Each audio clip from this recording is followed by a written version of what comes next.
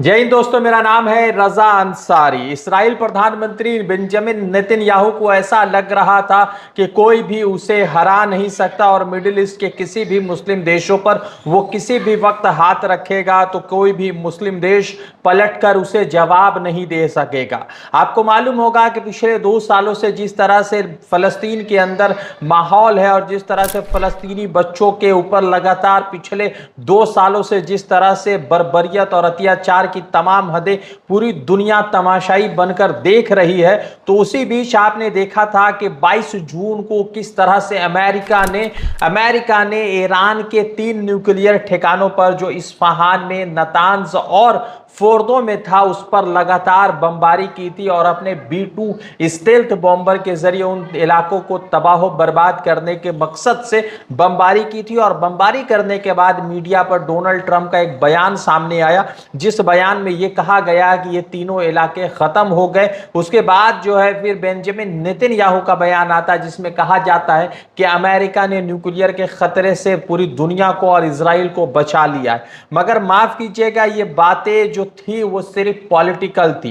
Iran का nuclear ठिकाना आज भी सुरक्षित और महफूज है। बता दें कि ईरान के न्यूक्लियर साइट के और न्यूक्लियर ठिकानों के मुतालिक एक रिपोर्ट जो है लीक हुई है। ये रिपोर्ट किसी पाकिस्तानी, इंडियन और किसी दूसरे देश के किसी एजेंसी का नहीं है, बल्कि ये रिपोर्ट खुद अमेरिका के पेंटागन के इंटेलिजेंस का है, डिफेंस इंटेलिजेंस का एक रिपोर्ट है जो लीक हो गया है। उस रिपोर्ट में ये पूरे तरीके से स्पष्ट हुआ है कि ईरान का जो न्यूक्लियर साइट है वो मुकम्मल तौर से तबाह नहीं हुआ है। न्यूक्लियर साइट आज भी सुरक्षित है और न्यूक्लियर साइट में काम आज भी चल रहा है, आज भी प्रोग्राम चल रहे हैं और आज भी ईरान अपने आप को न्यूक्लियर कंट्री बनाने की तैयारी कर रहा है। बस कुछ महीनों के लिए वहां पर कामकाज ठप पड़े हैं, स्लो हुए हैं। आपको बता दें कि जैसे ये रिपोर्ट पब्लिश होती है तो अमेरिका का सारा भूत उतर जाता है और उसके साथ ही साथ इजराइल का भी सारा भूत उतर जाता है, क्योंकि इजराइल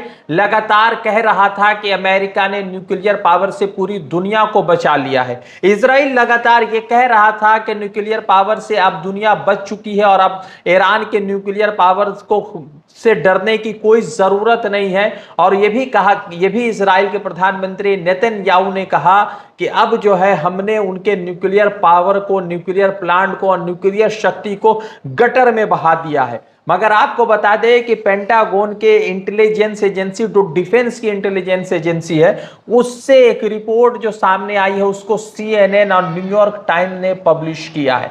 CNN और न्यूयॉर्क टाइम्स दुनिया की 2 बड़ी प्रतिष्ठित चैनल है और लगातार अपने एक्यूरेसी, ट्रांसपेरेंसी के लिए जानी जाती है। ये कोई भारत की गोदी मीडिया नहीं है कि बिना किसी तरीके के इन्वेस्टिगेशन के जरिए इंडिया के, पाकिस्तान के शहर इस्लामाबाद, कराची, लाहौर में कब्जा होने की तस्वीरें दिखा दे। मगर ये अमेरिका की चैनल है और जो दिखाती है उसके पीछे ट्रांसपेरेंसी, एक्यूरेसी, ऑथेंटिसिटी रहती है। CNN ने बताया है कि जो ईरान का न्यूक्लियर साइट है वो मुकम्मल तौर से सुरक्षित है। जो अमेरिका का हमला हुआ था उस हमले में सिर्फ बाहरी परत और प्रवेशी द्वार जिस तरह से एंट्री होती है उस इलाकों को नुकसान पहुंचा है। एक तस्वीर भी साझा किया गया जिसमें बताया गया है कि 22 जून के हमले से पहले वो इलाका जो न्यूक्लियर ठिकाना था वो किस तरह का था और 22 जून के हमले के बाद जो न्यूक्लियर ठिकाना था वो किस तरह का। बड़े बड़े सवाल पैदा हो रहे हैं और बड़े सवालों के बीच जैसे ही डोनाल्ड ट्रंप को CNN और न्यूयॉर्क टाइम्स की ये रिपोर्ट पता चलती है जिसमें यह खुलासा होता है कि ईरान का न्यूक्लियर ठिकाना आज भी सलामत है और न्यूक्लियर प्रोग्रामिंग के लेकर आज भी वहां पर कामकाज हो रहा है, तो उस पर जो है डोनाल्ड ट्रंप का बयान सामने आता है। डोनाल्ड ट्रंप ने लिखा कि फर्जी खबर फैलाने वाले CNN और कमजोर होते न्यूयॉर्क टाइम्स मेरे सबसे सफल सैन्य कार्रवाई को बदनाम करने की कोशिश कर रहे हैं। ईरान के परमाणु ठिकाने पूरी तरीके से तबाह कर दिए गए हैं।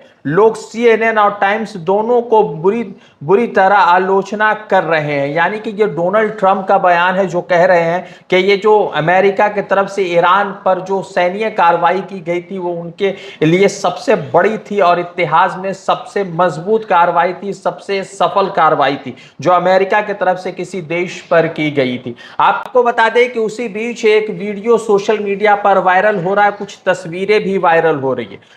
ये तस्वीरें बेंजामिन नेतन्याहू की तस्वीरें हैं जो कुछ इलाकों में निरीक्षण करने जाते हैं, जो इलाके जो है अब पहले बिल्डिंग हुआ करती थी मगर अब वहां पर जो है वहां पर ढेर लग चुका है, वहां पर कूड़े कबाड़ों का ढेर लग चुका है और वो बिल्डिंग जो कल तक बिल्डिंग थी आज वहां पर मलबे का ढेर में बदल चुका है। और वहां पर जब बेंजामिन नेतन्याहू पहुंचते हैं तो आंखों में आंसू होते हैं, इजराइल के और जो दूसरे लोग होते हैं उनके भी आंखों में आंसू रहते हैं।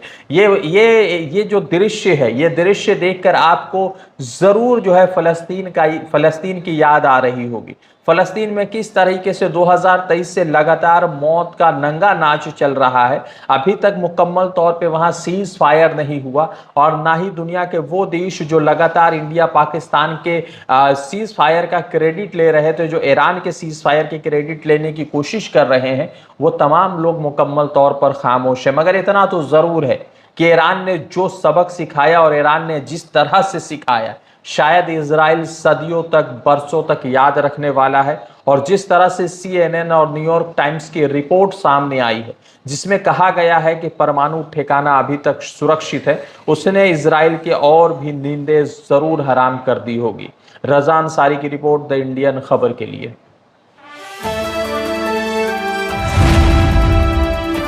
द इंडियन खबर, सच आपके सामने।